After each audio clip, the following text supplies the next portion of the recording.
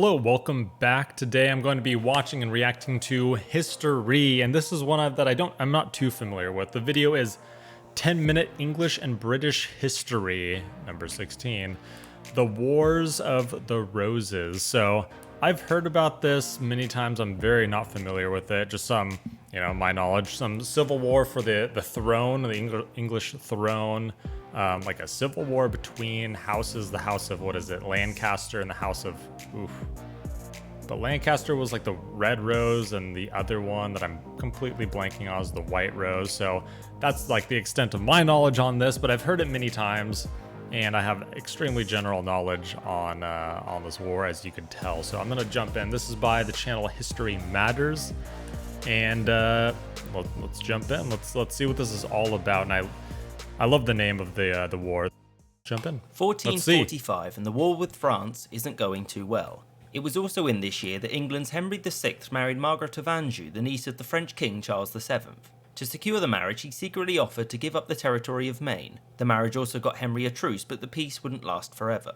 At home, Henry's court was factional, and his lords disagreed on many things, mostly on whether or not to continue the war with France. In the king's faction, which wanted peace, was William de la Pole, the Earl of Suffolk, and Edmund Beaufort, the Earl of Somerset. Opposing them was Humphrey, the Duke of Gloucester, and Richard of York, who, in a stunning twist of events, was the Duke of York.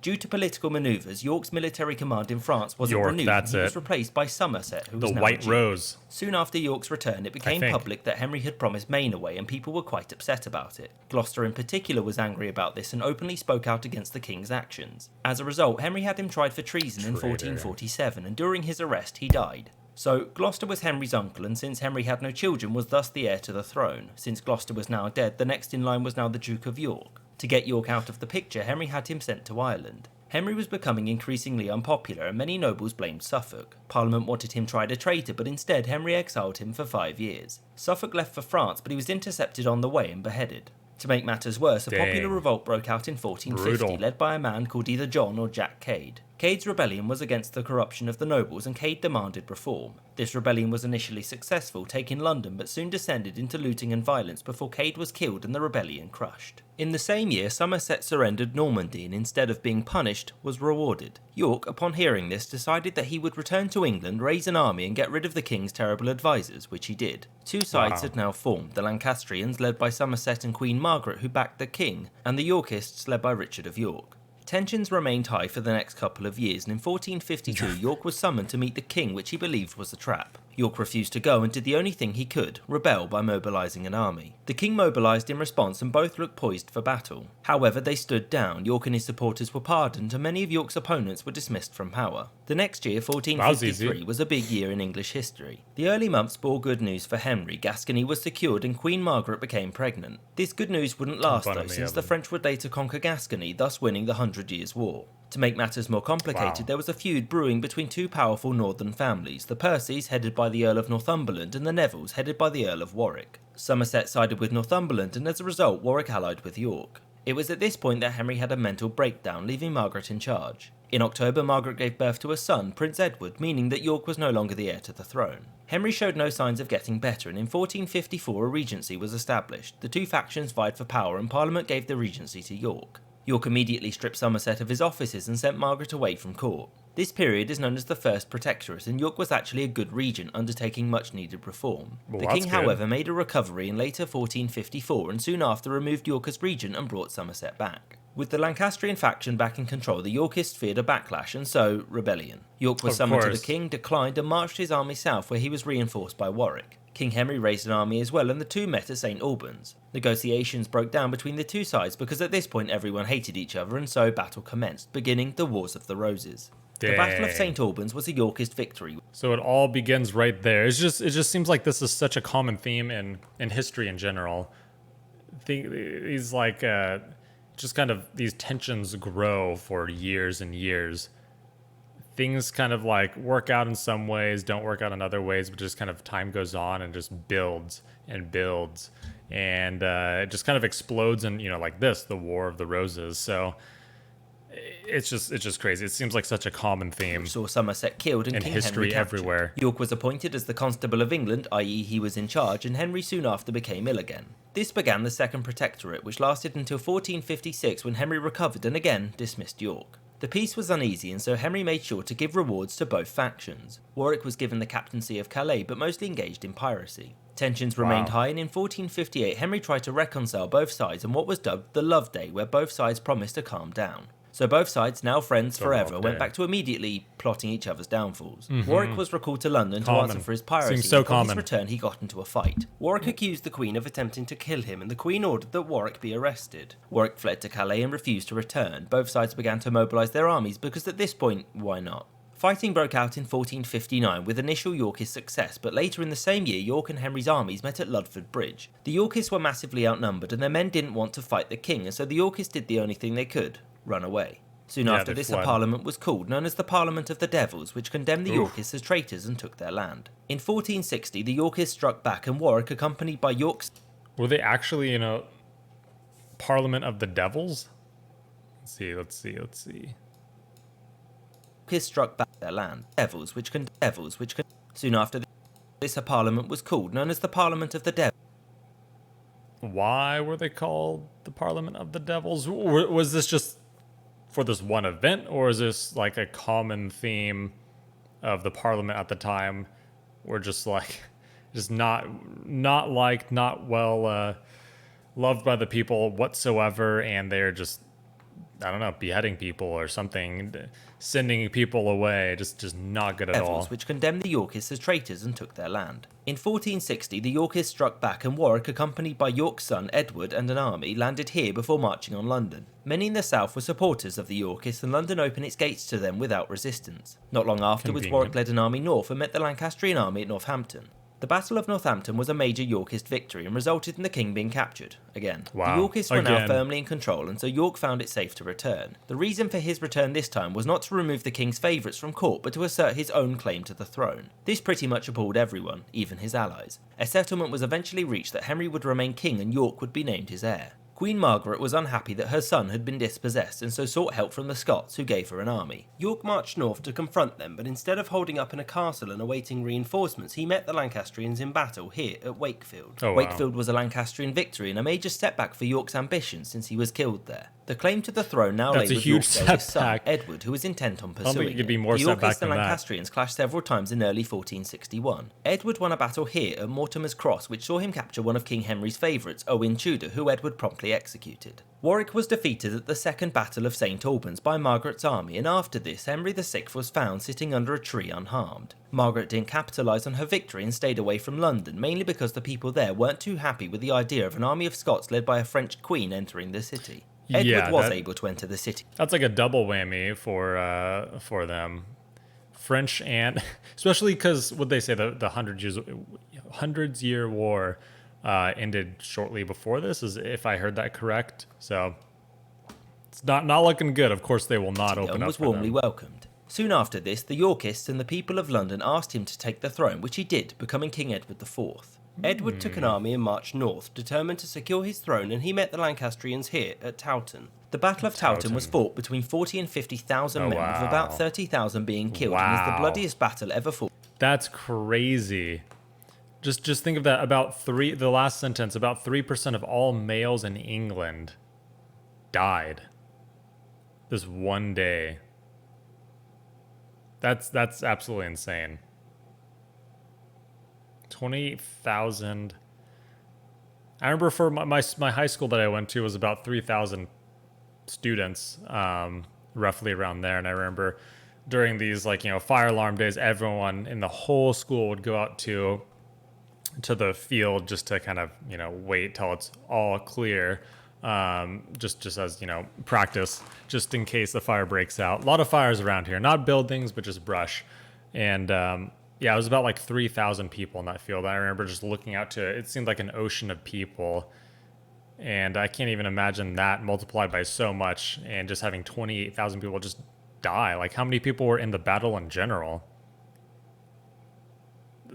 I'm going to look that up after. That's wild. Fought on English soil. Edward was victorious, and so both Henry and Margaret fled to Scotland. Edward's early reign was fairly uneventful, but was plagued by the question of his lord's loyalties. In 1464, Lancastrian rebels were defeated at the Battle of Hexham, and things started looking better for Edward. Edward did something that kings aren't supposed to do, marry for love, which is what he did when he tied the knot in secret with a lady called Elizabeth Woodville. Kings were supposed to marry for financial or political reasons, which is why Warwick was negotiating for Edward to marry a relative of the French king. Warwick looked a bit of an idiot when Edward told him, and their relationship soured as the king became more independent.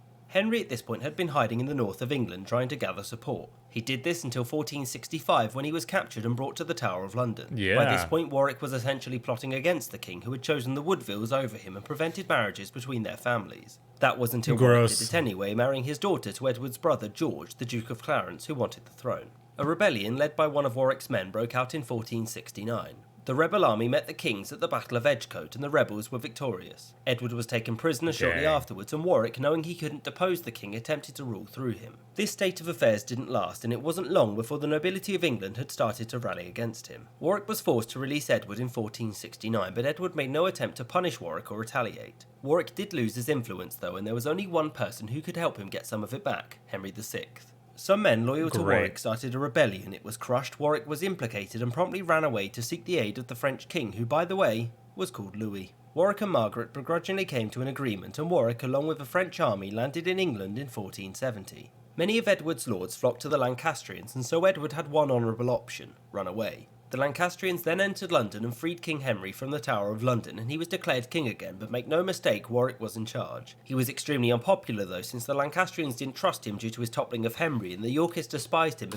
It's so weird, this is going back and forth so many times, because they leave people alive back in the day, and then they'll just come back and just something crazy will happen. But it seems like a lot of times they'll execute someone. It just seemed like so common back then, when it was just like over the top a lot of times. And then other times they'll just be like what they just said. You'll pretty much rule through a king or just do something terrible, and then they'll come back. Even like Napoleon multiple times, they'll come back and just be like, we're fine, whatever. Just go live your life or go away somewhere, and it's all fine. So it's just kind of strange to think about. It's just like whatever the mood they're in. Because of his toppling of Edward, who was at I know there's a lot more to it. France, but it just with the help seems of like Henry, invaded Burgundy, and so its duke gave Edward a bunch of money to invade England. Edward did this happily and landed in Yorkshire in early 1471, and his invasion culminated in two important battles. The first was the Battle of Barnet, a Yorkist victory in which Warwick was killed. The second one was the Battle of Tewkesbury, another Yorkist victory, which importantly included the death of Henry's son, Prince Edward, and the capture of Margaret. Edward IV soon after entered London, and it wasn't long before Henry VI died, probably from a case of the murders. Edward's throne was now secure, and the Lancastrians were essentially destroyed. The next decade of Edward's reign was uneventful, but importantly he did bring back stability as well as strengthening the law. He became sick and died in 1483 and was succeeded by his son, the 12-year-old Edward V.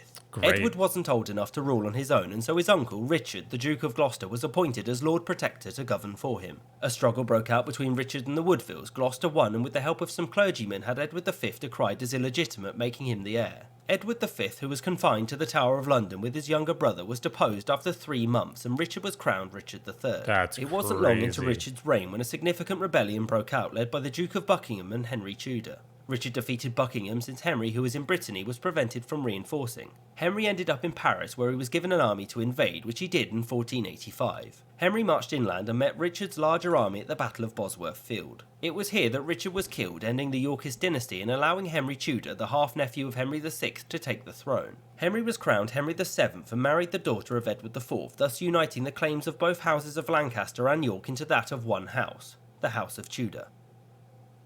I hope you enjoyed this episode, and thank you for watching. There are some book recommendations in the description below if you'd like. Like a lot of times I always think of these things for history lasting, hundreds of years, and they kind of condense it into a video, if not thousands of years for certain videos, but like hundreds of years or 200 years or even 100 years, and they just kind of condense it. But this is just, how long did the War of Roses last? Let's see. The War of the Roses. Here we go. I don't want the film. I want the real thing. No, Wars of the Roses. Let's see how long it lasted. Here we go. I know they said in the video, 1455 to 1487. That is actually a really long time. But I mean, it's a civil war, not just like, a war, England versus France. It seemed like it was always happening, or Spain, or someone.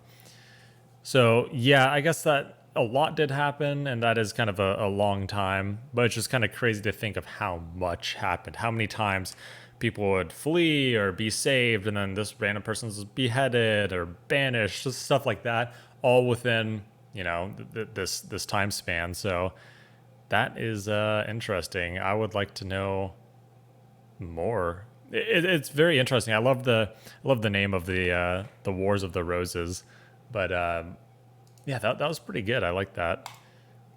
Once again, history matters. I agree. Yeah, I won't even say that, but that's completely true.